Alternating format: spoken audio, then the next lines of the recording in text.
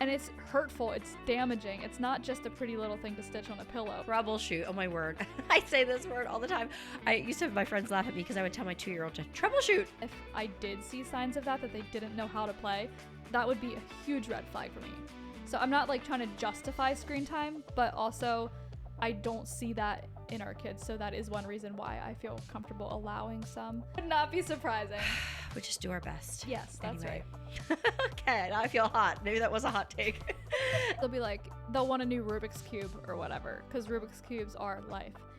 And I'll be like, oh, you want a new Rubik's Cube? I support that. This is something you need to work on. And improvement, not perfection. Be prepared to revisit in the future. Like you were talking with screen time, you're not married to anything. We're Right. all in this together. Well, you're married to one person.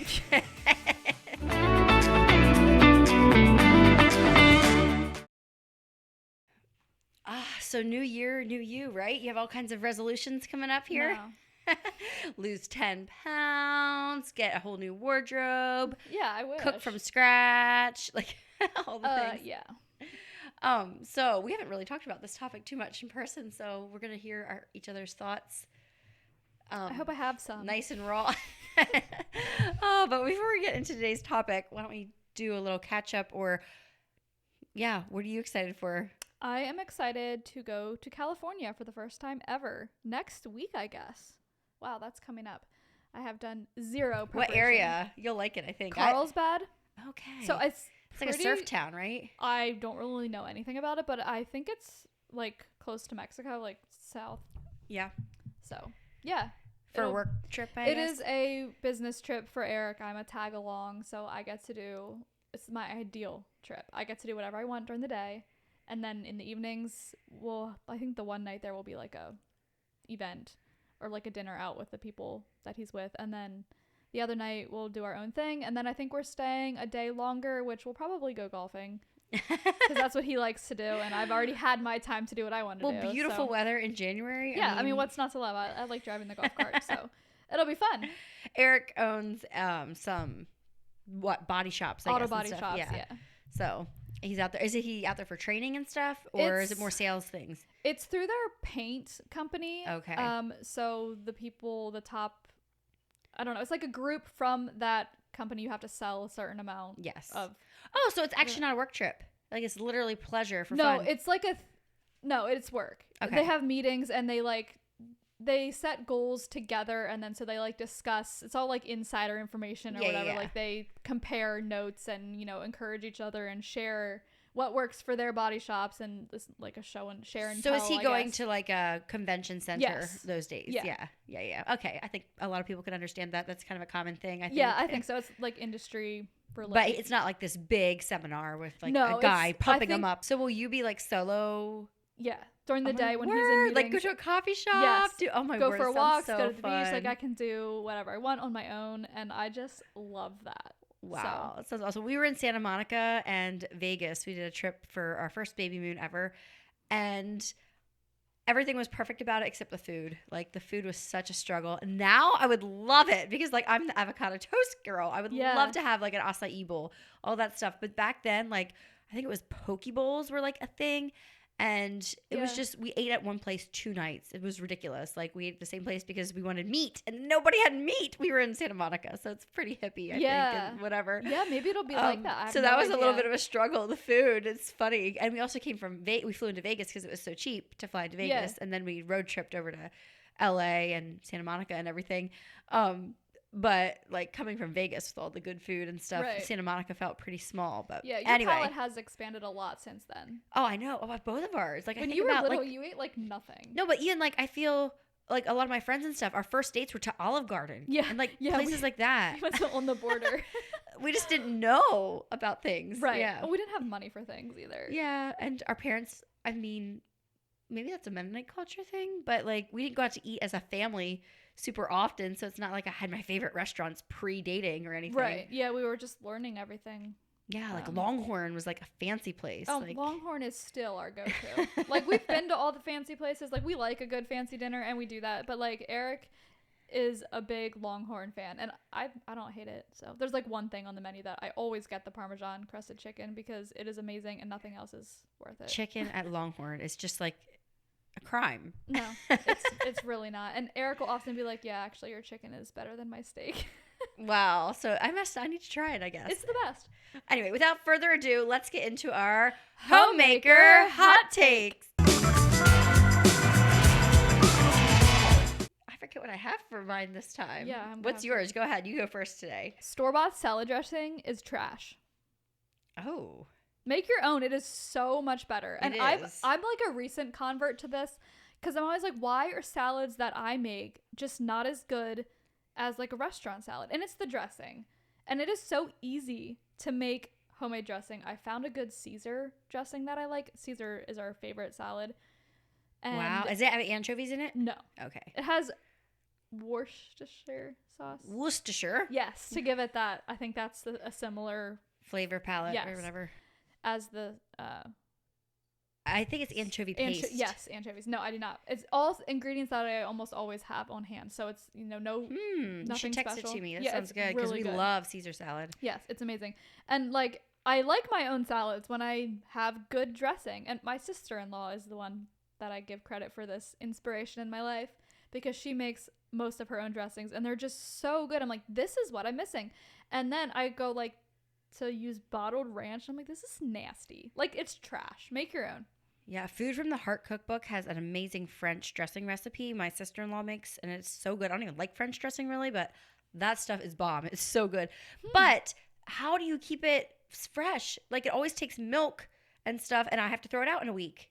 The Caesar actually doesn't take milk. It's mayo, and it's really, really thick. But it doesn't have milk or cream or anything in it. Okay. But yeah, it lasts like my homemade a long ranch time. and stuff, I have to make it like every 5 days because it starts to get bad. And Yeah. I guess I'm using fresh herbs and stuff too, so that's breaking down in there and No, everything too. the I think that's my Caesar problem. Lasts a really long I time. might have to try it. Yeah, for sure. I mean, I think everybody would agree that store-bought is not as good, but it's also, with my family, we all like a different dressing.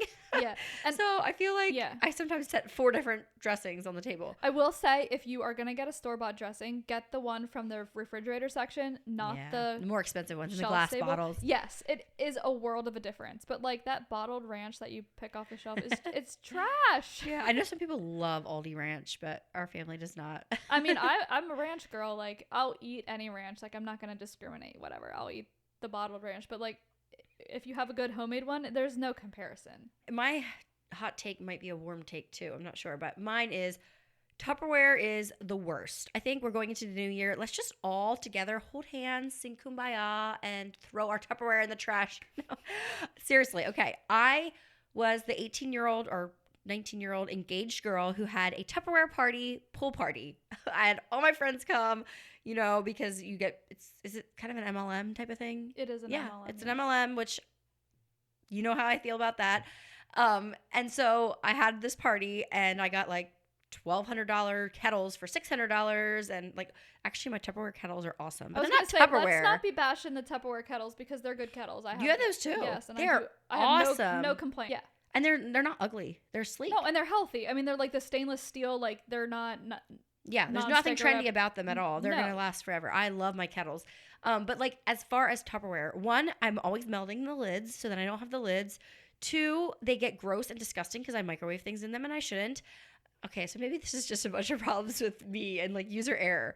But honestly, if I had a daughter who's getting married, I would say do not even look in the Tupperware aisle. Get all of the glassware with the lids. It's sure it's heavier, but that's what you can put your leftovers in.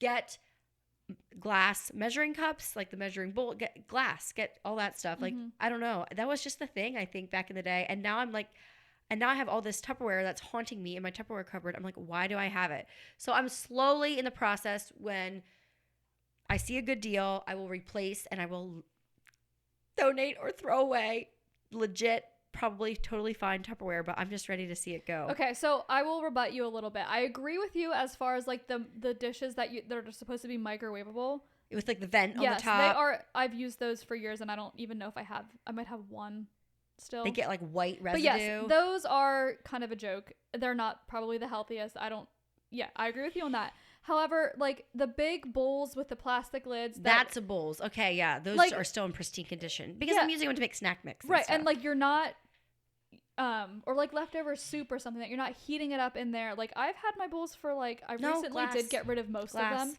but like for 10 years a plastic bowl lasts. That's a good record for a plastic bowl. And I do like the modular mates to store like flour and stuff because they're airtight and they're not heavy to lift in and out, and they fit perfectly in your cabinet. So I do feel like they were, I mean, I'm not getting rid of them anytime soon. Yes.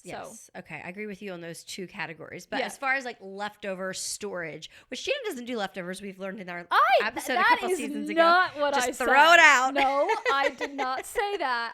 We eat leftovers. But yes, leftovers, if you're going to be microwaving it, use glass. I agree with that. Yeah, so I don't know. If I was starting out from scratch, that's what I would want to tell someone. But I'm just slowly turning things over. Yeah. And you know what? Maybe they'll come out with something like, oh, you can't buy just any old glass. It has to be this certain kind of glass because certain glass is made this way and that way. And like, would not be surprising. We just do our best. Yes, that's right. Okay, now I feel hot. Maybe that was a hot take. Anyway, let's get into today's topic, which is all about resetting for the new year. But this is like a completely different take. If you're here for like New Year's resolutions and like a pump up speech, I don't know if you're gonna get that today. Not for me. This topic came from like a spark in our minds when we were at the Wellness Collective. Which, would you like to explain about that a little bit? About the Wellness Collective? Yeah. So it was an event for women, not just mothers, but mostly geared toward mothers, I would say. They had Elisa Childers as a speaker, Shauna Holman, otherwise known as A Little Less Toxic, and M is for also known as Abby Halberstadt. Yes, and Francesca Battistelli did and she did the music. So it was like, I don't know, pretty top tier people that were speaking to us, and we heard from them. They gave their topics, their speeches, and we, networked, talked to lots of people that we knew, people that we didn't know. Ate good food. There had coffee trucks there. Yep. There was also vendors, small businesses that were selling their wares in the basement. So it was just like a wonderful day full of lots of good things. Yeah. The only thing they could have added was like a masseuse chair in the corner or something. It was just perfection. Yeah. Claudia. There you go. Call her out. But yes, one thing, Elisa Childers is an apologist. She used to be part of Zoe Girl, the band. Yep. And I just love her as a person. I got to hear her speak on like a doubleheader seminar. I think it was 2 years ago at Honeybrook Church. It's a church that's semi-close to us. And she talked about how our concern does not necessarily need to be from like atheists and agnostics and stuff as much as it really is modern day progressive Christianity, because they're calling it Christianity when it is so far from Christianity. It's so mixed in with like Eastern religions and like mysticism and like Hinduism and like God is in everything. And like she talked about different mantras that we hear in our like on our Instagram feed, like you are enough, you are worth it, blah blah, like all this live different your stuff. authentic self. Yes, all that stuff, and like that whole idea that God is in everything, and so we all have a little piece of God in us. Humans are inherently good. So many different things that we might not really think to call out. It sounds pretty. Yes, it sounds encouraging. It sounds good. And good people that we respect are sometimes repeating these things that we don't even think about. And it's really just about taking the gospel and making it start and end with you when it's not about you at all. Yeah, it's like a self-centered religion. And yeah, she called out specific churches that often are centered around California and places like that, and where you essentially get to be your own God. And it's also a very loving religion in the fact that nobody is excluded. But then also, where's God's righteousness? Where do you need God's redemption? Like, if you're perfect the way you are, you don't need to be redeemed. So she gave an abbreviated version of that topic. She talked like for an hour, and she talked about a couple of the different myths that we might hear. She has a whole book where she breaks down 10 of them, I believe. Did you listen to it? I did just recently. Yes. So that's on my list for this year that I want to listen to. And it was just really, really good. So we thought we would talk about that today. One thing she talked about was resetting, as how can we reset in our families and with our children. But we also thought we could give a little bit of like a recap of like what we heard her say that really spoke to us. The phrase "you are enough," and she painted this picture of an overwhelmed mom sitting on a park bench, like falling apart. Add in some postpartum depression, anxiety. Imagine you know what I'm talking about. The mom who's just hanging at the end of a rope, waiting for that glass of wine at the end of the day, and someone walks up to her and says, "You are enough." Like, do you think that like encourages her, or does it just plunge her deeper into despair because she is already feeling she's falling apart, and then someone tells her that she's enough. All she needs is in herself, and she feels like she has nothing. She's sitting there feeling like something major is missing. Yeah. But and nobody has an answer for her. What is the truth? You are not enough. And how freeing. You can't do it on your own, and you're not supposed to do it on your own. How, like, that phrase sounds pretty, but, like, the pressure and the burden that puts on someone that they have to find this strength within themselves from their true, authentic self. It's a lie, and it's hurtful. It's damaging. It's not just a pretty little thing to stitch on a pillow. Like, it's real life, and yeah, it's a lie, and it's a lie that has real life effects. Yes, and she said often we'll see she had a picture of a hoarder's home, just piles of junk, and then there was like a pretty dainty flower sitting in the middle, and like that's what it's packaged as, but when you really dig down deeper, what does that mean for your life? These pretty little quotes, we should actually be so glad are not true. Right. Yeah. And then I think the whole reset thing came in when she's like, what if you have been saying these phrases, or like you do have a pillow stitch with one of those pretty little phrases, and you know your intentions were good. You didn't recognize what you were doing or what you were preaching to your kids. And she's like, that there's no shame in that. You repent, you reset, and you go on from there. You learn and do better. And so we thought, wow, great concept. That's something I've actually implemented in my home over the years and when I was in my school teaching days. And so we thought that would be a great topic to talk about coming into a new year. This is a great evergreen topic, though. If people are listening to this in May, perfect. Yeah. That's the whole point. We're going to be taking it maybe not as much from a theological, doctrinal standpoint, but more of like a homemaking, like, you know, you let something slide, you or get in a rut or a bad habit. So we're going to be talking like a little bit more practical, maybe less serious side of this whole reset, wouldn't you say? Yeah, and as moms of younger children, you know, we're not having teenagers we're trying to reset here. This is just like our home, our atmosphere of our home, younger kids, that kind of thing. So I know sometimes it can feel like the atmosphere of your home is off. You know, you're struggling, you're yelling at your kids more often. Or actually, I wanted to read this. I got a DM from someone who I will keep anonymous. If it was me, I would want to be anonymous. But she said, I am contacting a couple moms on Instagram who admire and I feel are on the same page with. How do you stay calm when little ones keep fighting every diaper change, nap, sleeping, whining, crying all day long, like breakfast time? Everything's just a struggle. I'm ashamed to admit it, but on some days I feel so frustrated that I scream loudly while my little one cries.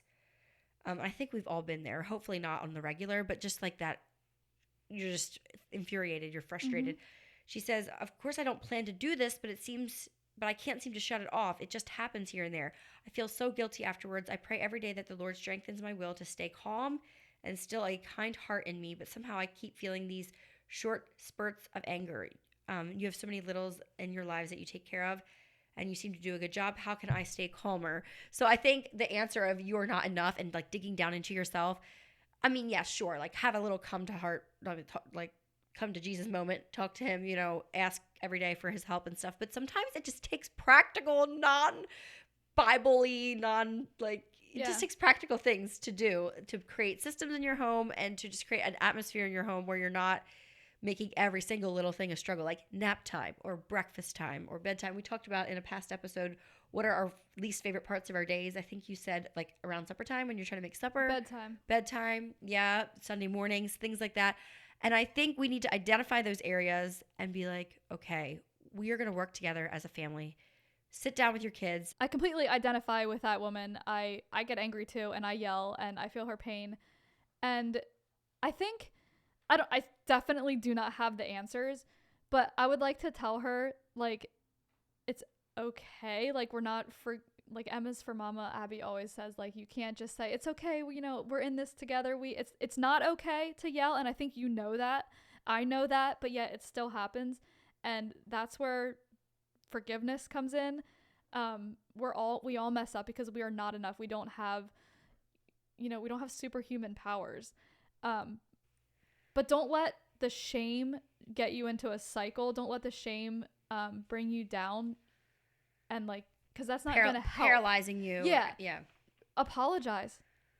I have been amazed over and over again, like when I apologize to my kids, what that does to my heart, and like how receptive they are to that. Like they are so willing to forgive, and I think it is so good for children to see their parents repent and ask forgiveness. Even like with a business, like if something goes wrong, you have a bad experience with the business, that business can turn it into a positive experience that you would have never had otherwise by, giving you a discount for your next meal or whatever. Like in customer service marketing at the bank, we would learn ways to like how a bad situation can actually turn into a positive experience. And I think it's the same with children. Like you can snap, you can have your anger, and yes, that's wrong, that's a sin, we're not to do that, we don't want to do that, but that act of repentance can be such a good example, and it can turn it into a positive thing. For sure. And I think it actually can be very tangible too. Sometimes we have pain points that are just a struggle every day. I think we talked about this in the past. Jana was saying bedtime. I was saying Sunday mornings. Like there's specific times of the day that are just friction and it's just not going well. And that's when you're snapping. That's when the children, the atmosphere of your home is off. You're not enjoying your motherhood at all. And so I think we need to, first of all, be honest and then have a team attitude. So sit your kids down, tell them, explain the situation, say how you are really struggling. You feel like supper times are not going well. Do you guys agree? Yes. Okay, we agree. Okay, we're going to be a team and we're going to work together here. We are going to troubleshoot. Oh, my word. I say this word all the time. I used to have my friends laugh at me because I would tell my 2-year-old to troubleshoot because they'd, they just cry and they want their mama to help solve the problem. It's like, think, troubleshoot. Anybody can troubleshoot at any age. I mean, obviously age appropriate levels, of course, but how can we work together? Okay, so-and-so is going to always set the table, or we're going to have this system here, or I'm going to give you at the playground, trying to get your kids off the playground when they're little. It's so hard. My system has been, okay, one more fun thing. I just say one more fun thing. And they know they get to shop around. They look around the playground. What do they want to do? They get one last thing to do. And, they pick the slide or the swing or whatever, and they do their one last fun thing. And then it's time to go. So just having a system and expectation, knowing what's going to happen. And so work together as a team, especially if your kids are a little older. How can we troubleshoot? And then I think you guys should set some goals. But I think the problem with goal setting sometimes is we don't always consult what would God think, or I don't know, just he can bring him into your goal setting too. Make sure your goals are in alignment with Christ. It might seem like an earthly trivial goal. This is something I was thinking about with the new year coming up. I love to make goals and set goals for the new year, things I want to do. But there's so many things that I could set a goal and maybe God is not in it. And it's not going to, I know you're not a goal setter really too much, but like I was just feeling really guilty. Jana has gone on this sourdough bread journey. And I was always that's going to be my 2024 thing. Like I'm excited for this. I'm going to do this. It seems like such a Megan thing. I love to bake. I love all that stuff. What did I tell you about sourdough?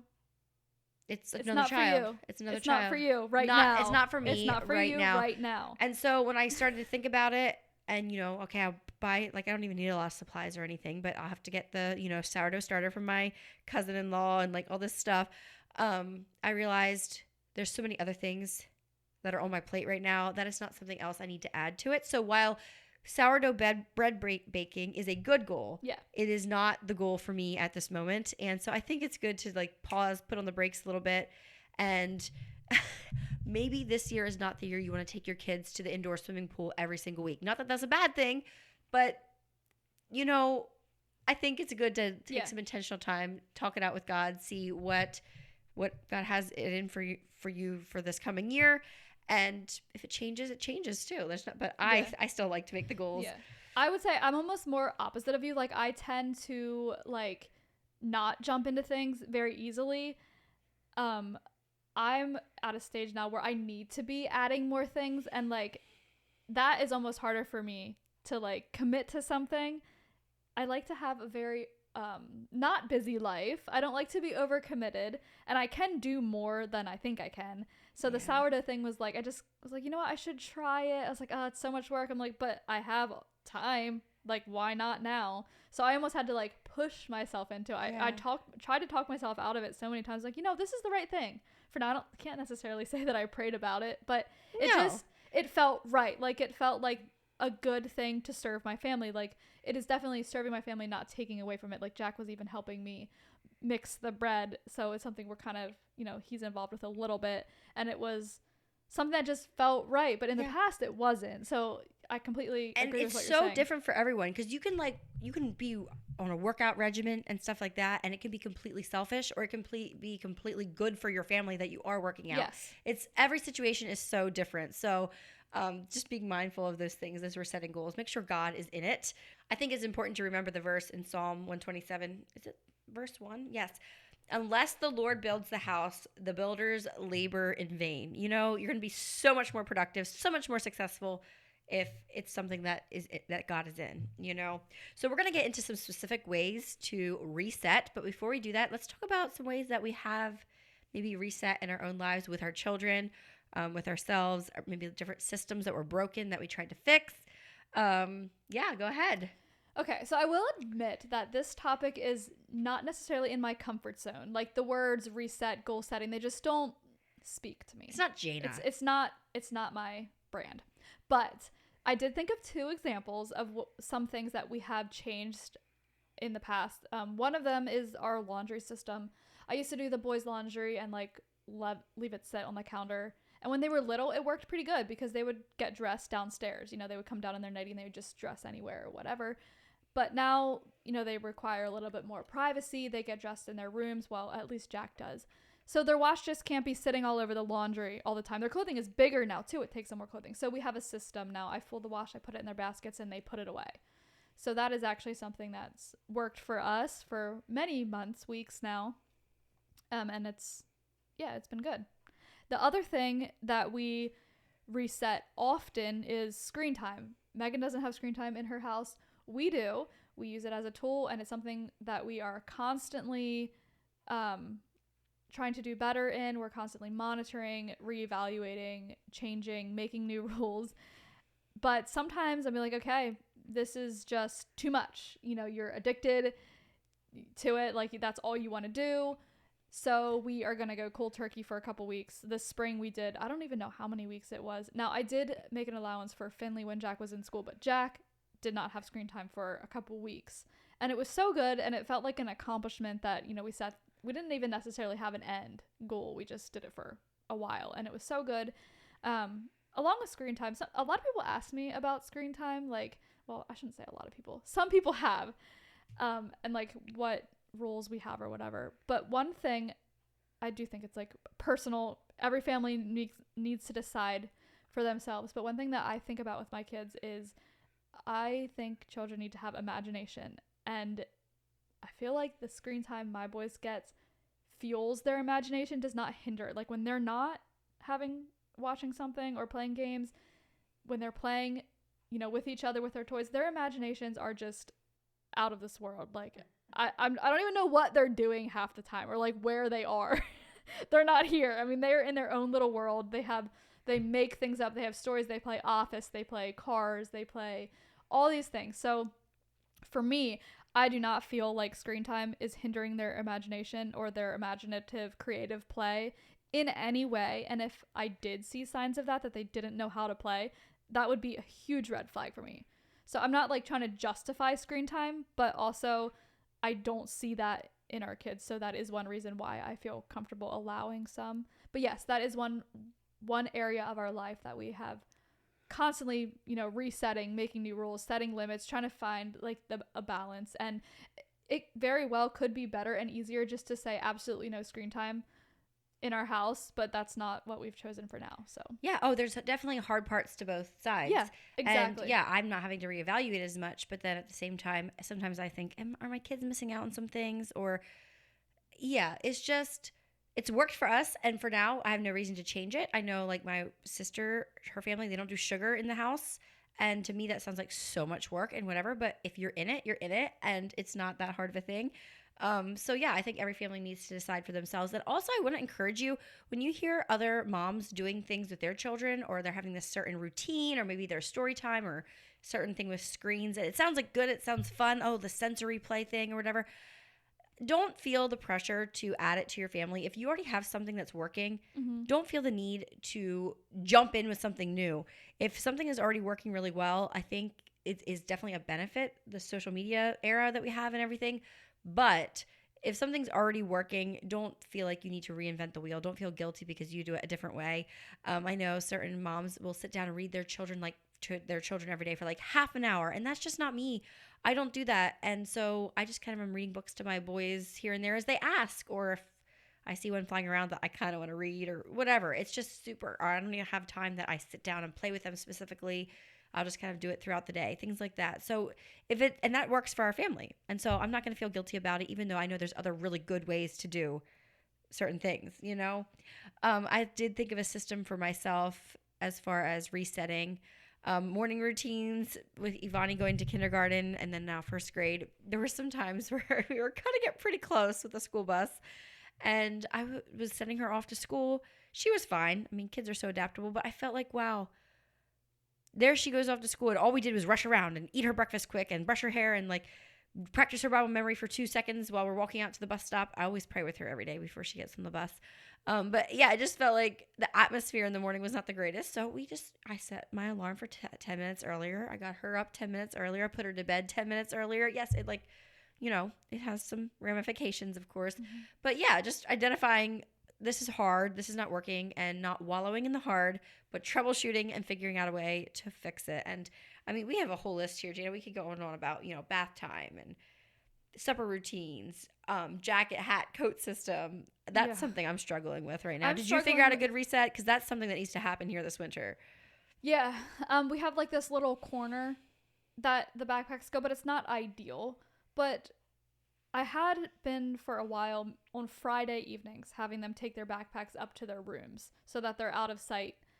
But that hasn't happened the past couple weeks. After the holidays, they're having a Christmas break. So when they come home for their last day of school, we're going to put them upstairs. So maybe that will be a reset to do that every Friday. And then if they're laying around during the week, maybe it's not such a big deal because it's only a couple hours. But then if they're away for the weekend, maybe that's a compromise because they come home from school and I feel like clean out your lunch, pick up your backpack, put your shoes away. And it's just like I'm a nag, or either that or I'm doing it myself and then they're not learning. So that is definitely something that we should work on too. And I just don't have like the best spot for it. So Yeah. And I think decluttering solves a lot of problems. Yeah. Our hat, shoes, coat system is not struggling in any way. We have little hooks that they can reach, but it's struggling because we just have too much stuff and not enough hooks. Yeah. So we just need to get rid of the things that we're not wearing. It was hard going fall into winter because some days they would need jackets and then some days they need winter coats. Now we're solidly in the winter coat season, so it should not be a problem. And if you have fewer things, you have to find them when you lose them. If you have one beanie, you got to find that beanie again. Yep. If you have one water bottle, you got to find that water bottle because you don't have another backup plan. So I think minimalizing and decluttering is a great thing to pull out this time of year, especially, and it gives back in dividends for sure. Yeah. And I know we're going to talk about the steps, which we can get into that now too, because we did talk about a lot of the things. I think make sure you allow extra time. Whenever you're implementing something new, you can't be in a rush as much. Like my daughter, when she comes home from school, her backpack's in one corner, her shoes are in another. It's just like so frustrating. Mm-hmm. But if we're going to reset, I just have to realize, okay, so it's going to take a little bit longer to make sure everything's put away and the lunch is read out and all that stuff. Read out. Is that a Mennonite I was thing? like, whoa. Is that a Mennonite word? I think so. Yeah, it must come from Dutch because it makes it's not even doesn't make sense. Read out. Read up your room. Read up your room. That my mom would say that. Yeah, I don't know. It must be a Dutch word. Yeah. Comment down below if you know Pennsylvania Dutch. Is there a word that means to clean up or undo? Read up. Yeah, what does that mean? Where's that from? Is it? I know exactly what you mean. Yeah, but I don't think it's English. No, it definitely is not English. Anyway, so steps to a family reset. Let's get into that. So first of all, identify the problem. Yeah. And then make a plan and involve your kids in that plan to like figure out what they feel like they can do. And we don't do family meetings, but I guess you could be fun. I mean, I would never call it a family meeting, but it would be a family, Yeah. Sit down, talk together, make a plan, get the kids in on the plan, all agree together. What were you going to say about the Nault family? What were they doing? Our neighbor family, they have this, I don't know if you would call it a game or a rule or a goal, but it's very confusing to me. They tell me the rules and there's so many of them and I don't even, so please, if I get a fact wrong, don't hold it against me. But they do no sugar or no soda. I think it's no sugar and soda. But then they kind of like opt in or opt out, though they don't necessarily have to participate, but if they do, there's like a financial reward. There's also a financial consequence if they partake of sugar, but then certain times of the day they're allowed to have sugar, like once a day or something, and then it's very confusing, and they have all these rules. But the interesting thing to me was that the kids seemed to be the ones making the rules. So they're all into this. Were they also policing it too? Yeah, like it seems that way. And his dad was involved, so he just shelled out a bunch of money so he could eat what he wanted, I guess. Like, but what stuck out to me was like they were. I think they had a bad dentist visit, maybe with like lots of cavities. So they're like, okay, we need to crack down on like the sugar. So it sounded to me, maybe I'm wrong, but like they identified the problem, and then they had a family meeting and came up with solutions. They worked together to make these rules and, you know, set a goal. And the rules are very complicated, but yeah, it seems like they like it. They're very serious about it. Like they will turn down a piece of candy or whatever. Like it's just cute, and I think it's like fun. They're a family. Like I admire them so much, but like they really work together, and I think that's key. Yeah, but how much more successful is it going to be when the kids are part of it? Oh, and it's not like the mom making the rules and the kids have to follow. This is like a team effort, and has been successful for them. I mean, this is not the first year that they've done something like this. So, wow, so they've been doing it for a long time. Yeah, I can't say how. I don't know. Do they like cash in candy for money or? No, I don't think like so. If there's a pinata or something, do they not even pick up the candy? Like that's half the fun. Like picking up the candy at least. Yeah, do they cash it in no, then? I don't know. I don't think so. But like I know if they have a sugar dessert or whatever and it's not the appropriate allotted time, then they have to pay in. Yeah. Oh my God, I should try something like this with snack time. Yeah. Like, I don't know. It's very interesting, and it's their rules are like. It's so funny. But they're going to remember that for ages to come. Yeah, like, it's great. Fun. Yeah, so get your kids involved on the plan and make sure you set clear and age-appropriate expectations, too. Yes. If you are a mom of lots of different age children, this is going to be a little bit harder and might look different for different kids. Mm-hmm. But yeah, obviously we expect different things for different age levels, and that's completely fine. And then an accountability plan, like going forward, how are we going to enforce this? That is where I break down a lot of the time. It's like, this is what we're going to do. I can set the goals and everything, but then who's enforcing it? How are we enforcing it? Are we going to work together, or is mom just the police, or how is this going to work? You know? And then allow for extra time as you're implementing this new reset of whatever it may be. And then don't be afraid to reevaluate. Like if something is not working how you envisioned it, you know, maybe you decide no screen time at all and it's just not working. Mm-hmm. You know, maybe you want to set the parameters a little bit differently or something. Don't be afraid to pivot a little bit. It's totally fine to try something out and experiment. You know, admit that you're trying to figure it out too. And then also you have down here, keep your husband involved or at least informed. Yeah. I mean, if you want some backup, you have to inform of the rules and what's going on. And if he's like totally not on board and thinks it's dumb or whatever, it's probably not going to go very well. Yeah. Especially if your children know that daddy's not exactly involved. Like Jack is really into like new rules and stuff. He's kind of like a rule follower, and he will remind me if I say something. He will. You said this, so he's more like a stickler for things than I am about rules and stuff. So, yeah. And if Eric's not involved or he's not backing us up, it's not going to be as successful. Yeah, it's so true. I think also with like screen time, when I want to do something special with Ivani, we're often doing like a craft together or something. But Josh, if he wants to do something special with Fletcher, they'll sometimes sit and like watch, you know, golf highlights or like football stuff or something like that. Not for very long. I still say it's no screen time because my kids never come to me and ask for screens because they know they're not going to get it. But if that's something Josh wants to do on his time with his son and like he finds it bonding, who am I to stand in the way?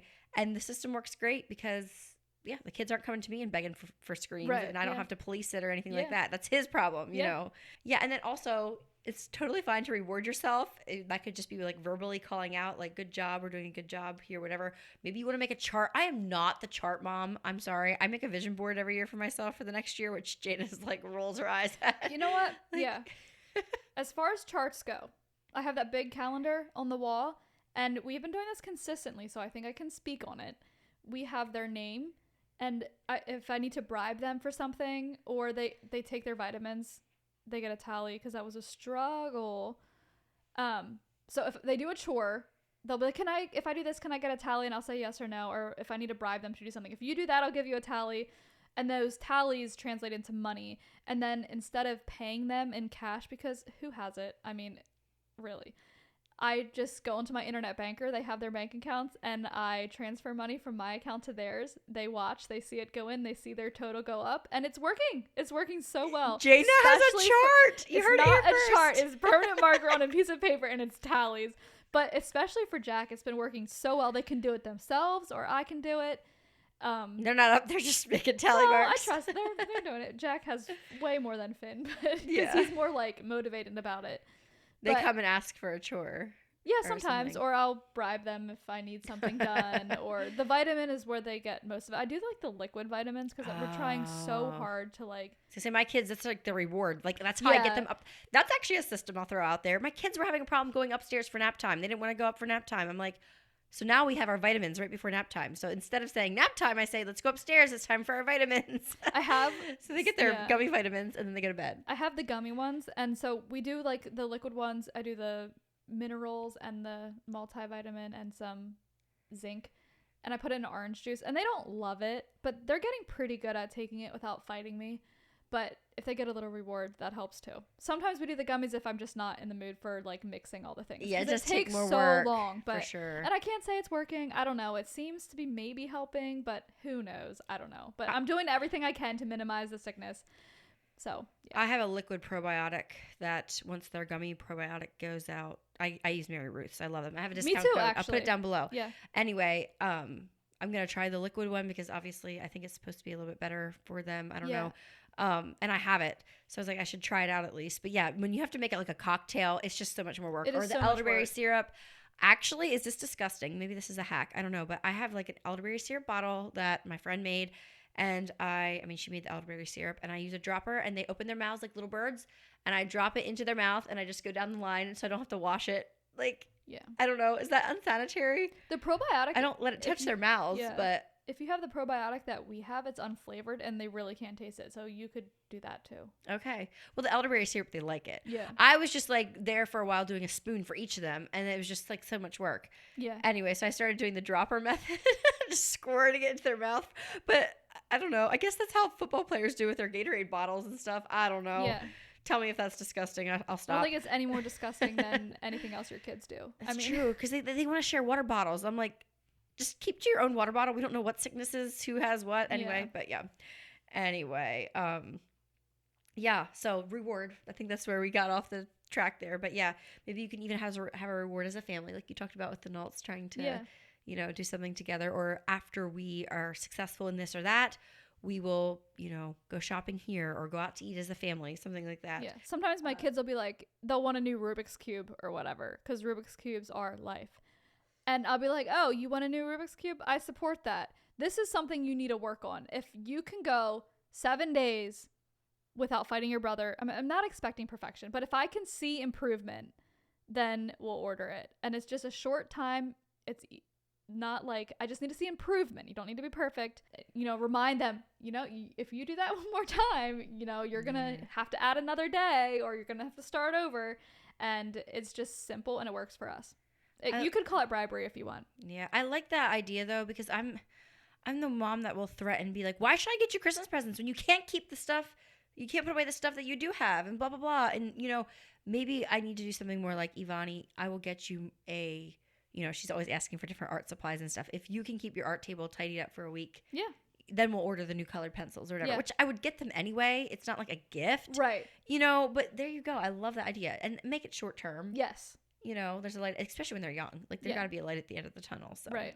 Very good. And improvement, not perfection. Yes. That's what you have down. And yeah, be prepared to revisit in the future. Like you were talking with screen time. You're not married to anything. We're all in this together. Well, you're married to one person.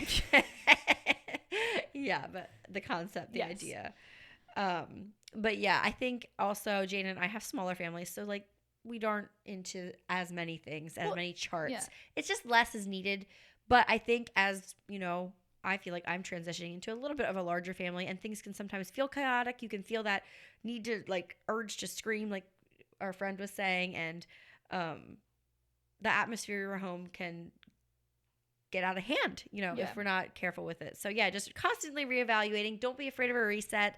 And yeah, I just really liked what Elisa Childers said about resetting as a family. Not just this was more practical things, but Yeah. even with like calling out maybe beliefs that we've been living out that are not necessarily true. Yeah. Okay, so I think that's about all we have. So if you could tell us in the comments one thing, if there's anything in your life that needs to be reset, what would it be? And then do it. There you and go. how you're going to implement it. So, yeah, we want to hear it all in the comments. We'll cheer each other on in the comments. Yeah. Oh, my goodness. Anyway, thank you guys so much for being here. And we'll see you in the next one. Bye. Bye.